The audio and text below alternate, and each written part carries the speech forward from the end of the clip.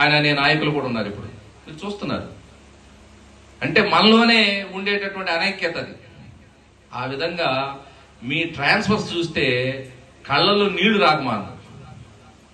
ఎవడి దగ్గర కాగితం లేదు అంటే వాడు సిన్సియర్ అని అర్థం, వాడు దరిద్రుడు. సిన్సియర్ గా సమాజానికో ప్రజలకో సేవ చేశాడంటే వాడు దరిద్రుడి కింద లెక్కే. ఎందుకంటే వాడు ఎమ్మెల్యే చెప్పినా వినడు, మినిస్టర్ చెప్పినా వినడు, ఎంపీ చెప్పినా వినడు, వాడి కాగితం రాదు.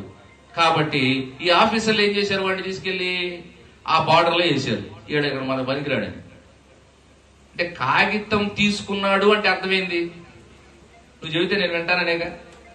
అయ్యా నేను ఇది పలానా సెక్రటేరియట్ లో చేరతాను, నువ్వేమన్నా చెప్పు నేను ఓకే అంటానని చెప్పేసి అనుకుంటేనే కాగితం వస్తుంది. కాగితం లేకుండా ఎంతమంది చేసి ఉంటారు మీకు తెలిసి. మీ ట్రాన్స్ఫర్స్ ఎమ్మెల్యే దగ్గర నుంచి, మినిస్టర్ దగ్గర నుంచి, ఎంపీ దగ్గర నుంచి కాగితాలు లేకుండా, సిఫార్సు లెటర్స్ లేకుండా మీకు ఎంతమందికి ట్రాన్స్ఫర్ జరిగి ఉంటది? నాకు తెలిసి 1,00,000 మంది కన్నా జరిగిందా? 30,000 మందికి జరిగిందా? పోని 1,00,000 తీసేసి వాళ్ళకు కూడా జరగల. ఈ వంక పెట్టి అధికారులు కొంతమంది అధికార మదం తలకెక్కినటువంటి వాళ్ళు డబ్బులు దండుకోవడం.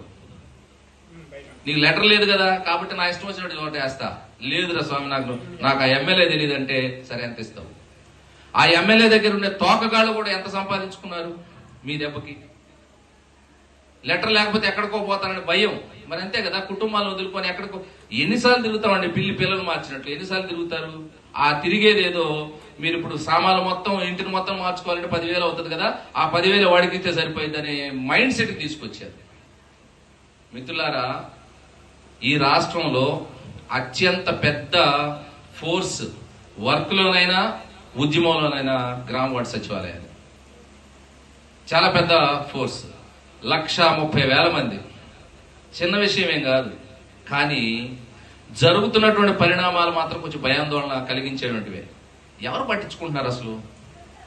మొన్న మా ఉపాధ్యాయులు ఫ్యాప్టో అని అన్ని ఉపాధ్యాయ సంఘాలు కలుపుకొని దాదాపు 10,000 నుంచి 15,000 మంది మేము ధర్నా చౌక్ లో ధర్నా చేసాం. చేసి 2వ రోజు 3వ రోజు పేపర్లో టీవీలో కూడా వచ్చింది. ఏమని? 10వ తారీఖున కేబినెట్ ఉండబోతుంది, ఒక డిఏను 2 డిఏలు, ఒక ఐఆర్ గురించో పిఆర్సీ గురించో మొత్తం మీద చాలా జరుగుతుంది, ప్రభుత్వంలో చలనం వచ్చిందని పెట్టారు.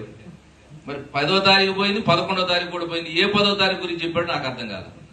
అది అక్టోబర్ 10 2025 అంటే 15,000 మంది ఉపాధ్యాయులు సెలవు పెట్టి అక్కడకు ఎంతో శ్రమ కూర్చి అక్కడికి